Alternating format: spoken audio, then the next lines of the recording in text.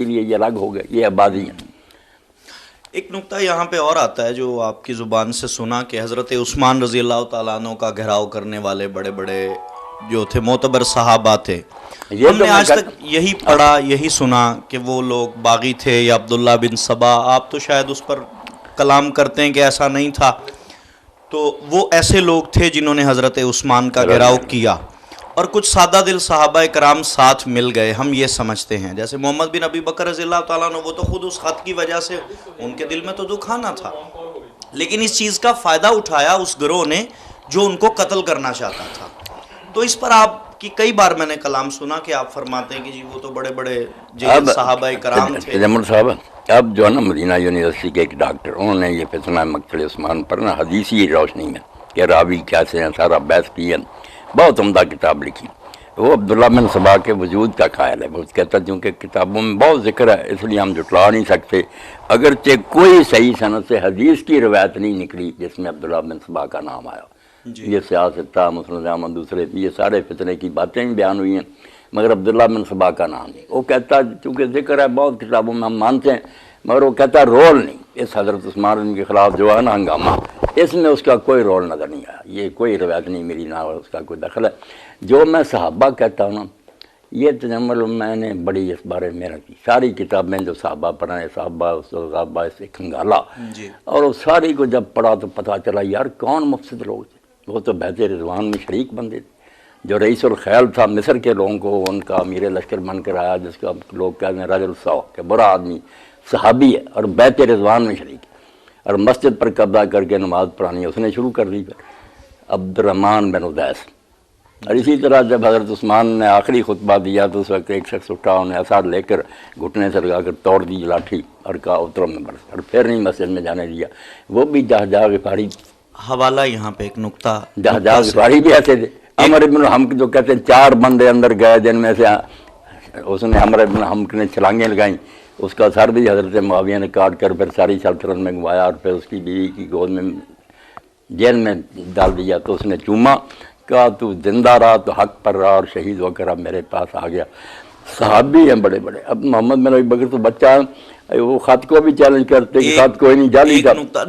میں کہتا ہوں خط کو چھوڑو، جو باتیں تھیں ان کی، ایک ہی بات تھی جس میں نہ کوئی جمل صاحب صبائیت ہے نہ کوئی بغاوت ہے، کہ یا حکومت چھوڑو اگر تم نہیں کنٹرول کر سکے، یا یہ گورنر جو ہے نا سارے ہٹا کر وہی بحال کرو جب ابو بکر عمر کے زمانہ میں۔ میں وضاحت کے لیے ایک حوالہ یہاں پہ دینا چاہتا ہوں، اس کی کیا اس سے تصور مزید واضح ہوگا کہ اگر حضرت عائشہ رضی اللہ تعالی عنہا کے افق والے واقعے میں سے ہم 1 منٹ کے لیے قرآن مجید کی آیات کو ایک طرف رکھتے ہیں، اب یہاں بھی یہی کلام ہوگا کہ کون تھے الزام لگانے والے، مصطح بن اساسہ جیسے، اور اس کے بعد وہ ام المومنین کی بہن کون تھی، ہمنا نام تھا ان کا، وہ لوگ حسان ابن ثابت رضی اللہ تعالیٰ عنہ کوئی بچے تھوڑے ہی ہیں، رسول اللہ صلی اللہ علیہ وسلم کے دربار رسالت کے شاعر ہیں، لیکن قرآن کی آیات اتر گئیں تو 80 کوڑے پڑ گئے رسول اللہ صلی اللہ علیہ وسلم کے حکم سے۔ وجہ یہ نکلی کہ وہ تو آپ بھی مانتے نا کہ فتنہ اٹھایا ہوا افق کا عبداللہ بن ابی کا تھا، یہ لوگ سنی سنائی میں ساتھ مل گئے۔ اس بات کا کتنا ایک شائبہ ہے حضرت عثمان کے گھراؤ میں کہ کچھ لوگوں نے شرارت کی اور یہ سادہ دل لوگ ساتھ مل گئے؟ وہ جو ہے نا حضرت، پہلے آپ یہ فرمائیں اس بات کی آپ تصدیق فرماتے نا کہ حضرت عائشہ والے معاملے میں تو یوں ہی ہوا نا؟ سن لے سن جی، یہ میرے ساتھی ہیں میاں طاہر صاحب جو میرے ساتھ کرتے رہے پروگرام فتاوی میں، انہوں نے مجھے بتایا کہ میں نے جامعہ سلفیہ جو ہمارا سب سے بڑا مدرسہ نہیں ہے وہاں یہ سوال اٹھایا، تو وہاں جو مفتی صاحب عبد الحنان صاحب وہ غصے میں آ گئے، انہوں نے پوچھا کہ آتا ہے کہ جب یہ آیتیں اتری ام المومنین رضی اللہ عنہ کی برات کی تو حضور نے 3 آدمیوں کو کوڑے لگائے جن کے نام مگر عبداللہ کو کچھ نہیں کہا۔ اب اس کی جو ہے نا وجہ وہ ابن قیم نے زاد المعاد میں کئی بیان کی ہے، آخری یہ کی کیونکہ اس کا خاندان بہت بڑا تھا پیچھے۔ عبداللہ بن ابی کو نہیں لگے، نہیں کوڑے، نہیں کوڑے لگے، میں نے سنا لگے، نہیں یہی تو مسئلہ کہ 3 کو کوڑے لگائے، اس کو روایت میں آتا نہیں لگائے۔ اب کیوں نہیں لگایا اس کے لیے وجوہات لکھنے ہیں، جن میں ایک یہ تھی کہ زیادہ فتنے کا اندیشہ تھا، اس کا قبیلہ بہت قوی تھا، وہ بڑا اثر تھا۔ تو پھر وہ طاہر صاحب نہیں مطمئن ہوئے کہ یہ تو یہی بات ہوئی کہ بڑا آدمی جرم کرے تو ٹال دو، چھوٹے کرے تو قابو کر، تو یہ شیوخ ناراض ہوئے، مگر وہ کہتے شیخ عبدالعزیز علوی صاحب نے اللہ علیہ السلام درے وہ شیخ الحدیث ہیں، انہوں نے کہا یار ناراض ہونے کی بات نہیں، اس کا جواب دینا چاہیے۔ تو اچھا ہوا آپ نے چھوڑا۔ میں نے پھر چھان بین کی کہ واقعی بہت بڑا اسلام پر اعتراض کہ حضور نے جو اصل مجرم تھا جس کو قرآن کہتا بڑا حصہ لیا، اس کو کچھ نہ کہا، اور ان بیچاروں کو تو الحمدللہ سہل پتہ چل گیا کہ یہ روایت غلط ہے۔ کسی کو کوڑے نہیں لگایا، نہ عبداللہ کو لگایا، نہ کسی اور کو۔ اسلام بہت بڑے تان کہاں یہ کوڑے لگانے کا قصہ۔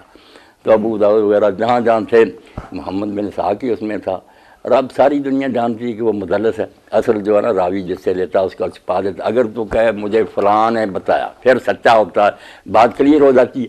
اگر وہ کہے نا فلاں سے، ان کہتے ہیں انانا حدثنا وغیرہ نہ کہے، فلاں سے ہی آئیے، اس میں چراکی کر دیتا کہ وہ اصل جو ہوتا ہے نا کمزور آدمی وہ چھپا جاتا، اوپر کے کا نام دے دیتا، تدلیس کہتے ہیں نا اس کو۔ یہ سارے علماء کا متفقہ کہ ابن اسحاق مدلس ہے۔ نقطے کی بات پہ آ رہا ہوں مولانا، اس حوالے سے ہم تھوڑا نہیں، میں نہیں چاہا کہ اس موقع پر نا یہ بھی بات صاف ہو جائے، بہت بڑا اعتراض ہے غیر مسلموں کا کہ بڑے آدمی کو چھوڑ دیا۔ جی آپ نے اچھا کیا اس کی وضاحت کی، لیکن جو میری نقطے کی بات تھی نا کہ اٹھایا ہوا فتنہ تو عبداللہ بن ابی کا تھا نا، مستہ بن اساسہ رضی اللہ تعالیٰ عنہ اور یہ لوگ تو ساتھ ہم نوا ہو گئے تھے، سنی سنائی میں ہو گئے تھے۔ تو اب یہ بات کیا یہاں اس کا اطلاق ہوتا ہے حضرت عثمان پر بھی؟ چلو یہ تو درمیان میں بات آ گئی کہ اس بات کی اصلاح کریں، نہیں وہ قصہ بالکل لگا، وہاں سنی سنائی باتوں پر کوئی نہیں لگا، وہاں وہ خود سرگنے تھے تحریک کے، جو بڑے بڑے اصحاب ہیں نا، وہ آپ لوگوں کو لے کر آئے، انہوں نے لوگوں کو اکسایا کہ یا یہ ان لوگوں کو معزول کرے جو نئے رکھے نے۔ بے ولید بن عقبہ مقرر کیا، کیا نتیجہ نکلا؟ شراب پی کر نماز پڑھائی۔ لیکن یہاں بھی ایک سوال میرے ذہن میں کبھی حل نہیں ہوا، یہ انہوں نے حضرت عثمان رضی اللہ تعالیٰ عنہ نے بیٹھتے ہی گورنر بدل دیے تھے؟ نہیں، 6 سال بعد بدلے۔ 6 سال بعد؟ پہلے وہ وہی رہے، کیا وجہ سمجھ میں آتی ہے؟ نہیں پہلے وہی رہے جو حضرت ابوبکر حضرت عمر رضی اللہ عنہ کے زمانے، اسی لیے کوئی ہنگامہ نہیں برپا ہوا، کوئی شورش نہیں اٹھی۔ 6 سال بعد بدلے انہوں نے جب بدل دیے 6 سال بعد؟ ہاں انہوں نے 6 سال بعد پھر خاموشی کیوں رہی؟ ہنگامہ تو 12 سال بعد ہو رہا ہے۔ نہیں، 6 سال کے اندر ہی فتنہ اٹھ کھڑا ہوا، پورے ملک میں تحریک چل پڑی، کوئی ایک دن میں تو نہیں۔ یعنی آپ کا خیال ہے 6 سال یہ تحریک چلتی رہی؟ بالکل، ہر شہر میں لوگ اٹھے اور باتیں پہنچی نہیں آپ تک بھی، صحابہ تک بھی۔ 6 سال میں یہ لاوا پکا، ایک دن میں نہیں اٹھا، اور مطالبہ ایک ہی تھا کہ وہ حضرت ابوبکر عمر کے زمانے کے آدمی بحال ہونے چاہیے، کیوں ان کی بجائے یہ چھوکرے مکر کی۔ اور حضرت عثمان رضی اس بارے میں سمجھتا ہوں کہ وہ نیک نیت سے انہوں نے سمجھ سلطنت بڑی ہو گئی ہے، یہ میرے خاندان کے لوگ ہیں، میرے ساتھ تعاون کریں گے، انہوں نے دیانتداری سے ان سے پر اعتماد کیا، انہوں نے نالائکیاں کی۔ یہ آپ کی پیاری بات مجھے جیسے حضرت علی میرے علم میں میری سماعت سے ٹکرائی کہ انہوں نے نہیں، انہوں نے محبت کے ساتھ اعتماد کیا تھا۔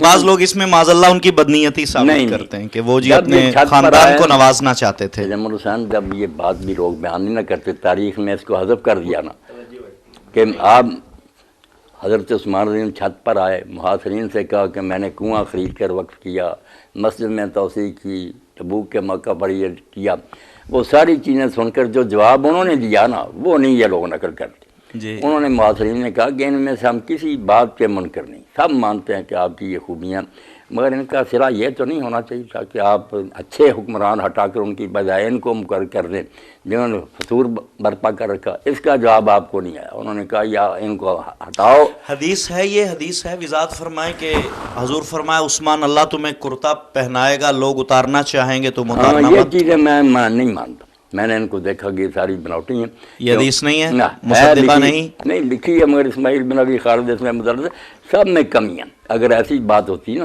تو حضرت عثمان رضی کا اب یہ سارے مانتے ہیں کہ انہوں نے عبداللہ بن عمر سے مشورہ کیا کہ مجھے دستبردار ہو جانا چاہیے۔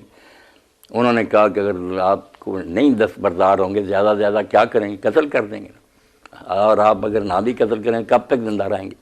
اور بعد میں جنت دوزخ وہ ان کے ہاتھ میں، آپ یہ رسم نہ ڈالیں کہ چند لوگ ناراض اور خلافت چھوڑ دیں، اس طرح ادارہ جو ہے نا دیو کا، یہ مشورہ کیوں کرنا تھا؟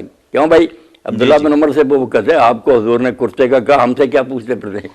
اور اما عائشہ سے بھی جب لوگوں نے کہا کہ آپ نے اس وقت کوئی بات کیوں نہیں بتائی اس روایت میں نہیں کہتا کیسا وہ کہتے ہیں، انہوں نے کہا میں اس وقت بھول گئی، اتنا ہنگامہ، شہید ہو گئے، یہ مکہ عمرہ کرنے چلی گئی، مارے گئے، بعد میں اب مجھے یاد آیا کہ حضور نے کہا یہ باتیں جو نا نہیں ٹھیک، شہید کا ٹھیک ہے، اللہ کے رسول نے کہا تھا جب غارے اس پہاڑ پر تھے نا تو ہلا آپ نے کہا ٹھہر جاؤ، تجھ پر ایک نبی ہے، ایک صدیق ہے، 2 شہید ہیں. اب دیکھیں شہید کس کے ہاتھ سے ہوتا ہے؟ نہیں شہید، یہی بات جن علماء نے میرے ساتھ کی تھی نا 3 عالم تھے کہ وہ شہید پھر کیسے. میں نے کہا یار ایک آدمی مظلوم مارا جائے بلا وجہ.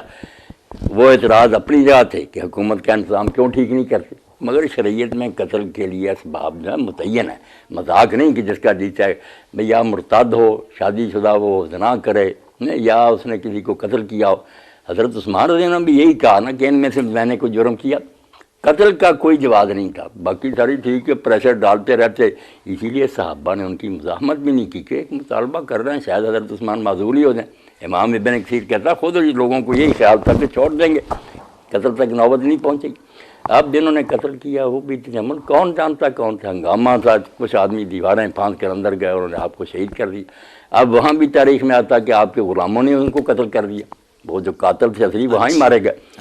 اس لیے جو باقی اتنے لوگ سے تحریک کے سربراہ اور لاکھوں، وہ کوئی قاتل تو نہیں تھے. اسی لیے حضرت علی نے کو جب پیغام ملا نا کہ معاویہ کہتے ہیں قصاص، تو انہوں نے کہا اٹھو بھائی قاتلان. جب 20,000 آدمی اٹھ کھڑا ہوا تو آپ نے کہا لوگ قصاص ہیں. اور جب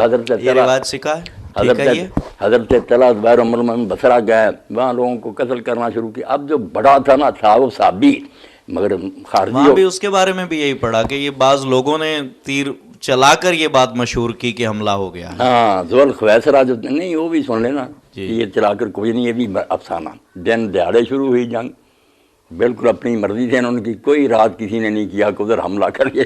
یہ سب ڈرامے بنائے ہوئے.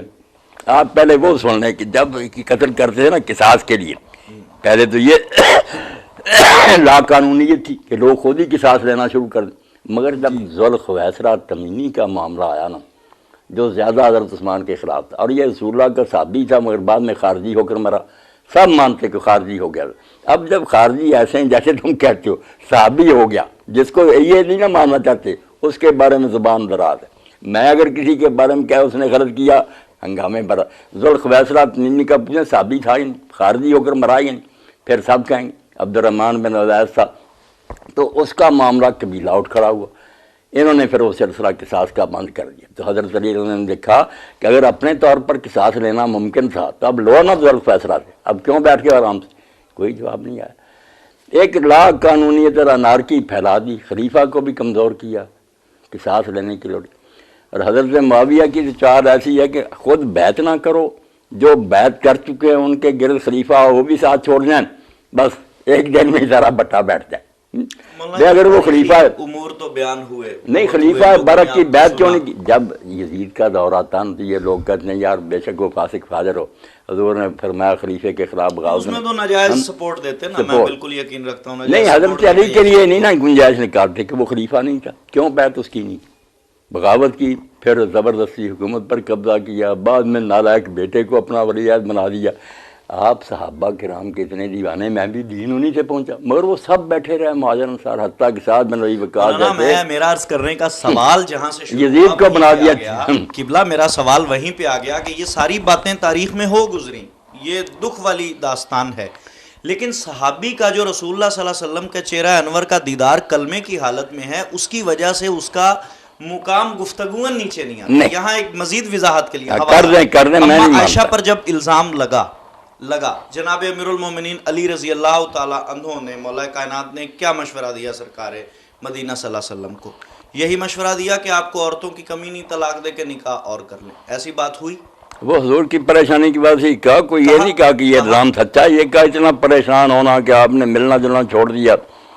پریشانی سے کہا نا، مگر اللہ نے قرآن کی جو آیات اتاری اس میں فرمایا کہ مومنین اپنے ظن سے کہہ دیتے کہ ھذا بہتان و عظیم، اپنے تصور سے کہہ دیتے، یعنی گمان سے، کوئی دلیل نہ بھی ہوتی پھر بھی کہہ دیتے. تو کیا اس آیہ کریمہ کے دائرے میں محتاط لفظوں میں عرض کروں، مولا علی رضی اللہ تعالیٰ عنہ کے بارے میں معاذ اللہ کوئی بھی لفظ کرنے سے، میں ایسا بولنے سے میں سمجھتا ہوں بندہ دین سے خارج ہو جاتا ہے. سمجھنے کے نہیں، ان کی غلطی ہوگی، جناب علی رضی اللہ تعالیٰ عنہ آتے ہیں؟ نہیں، کوئی نہیں آتے.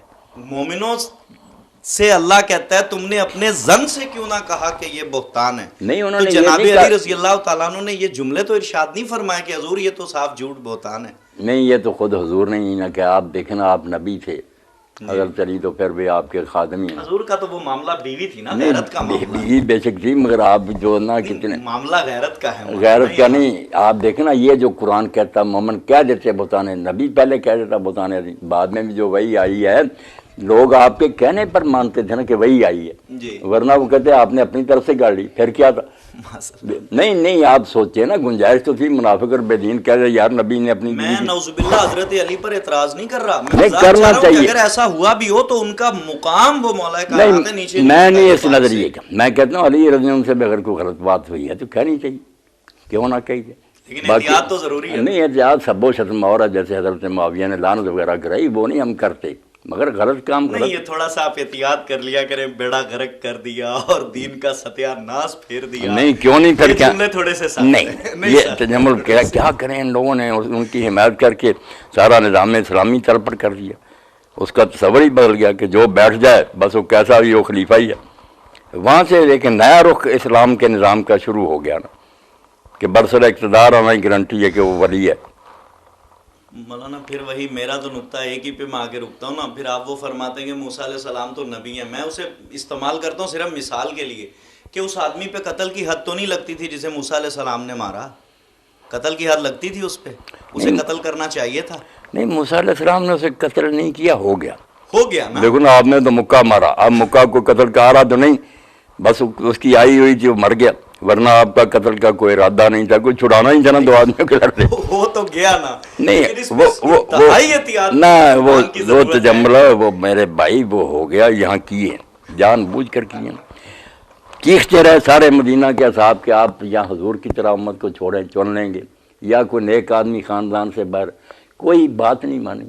اپنے نالائق بیٹے کو جو 40 سال کا بھی نہیں تھا، نہ وہ صحابی تھا، صحابہ پر اس کو مسلط کیا. اس کے نتیجہ میں حوالے سے اس روایت کا کیا جواب؟ اہل البیت اور مدینہ شریف برباد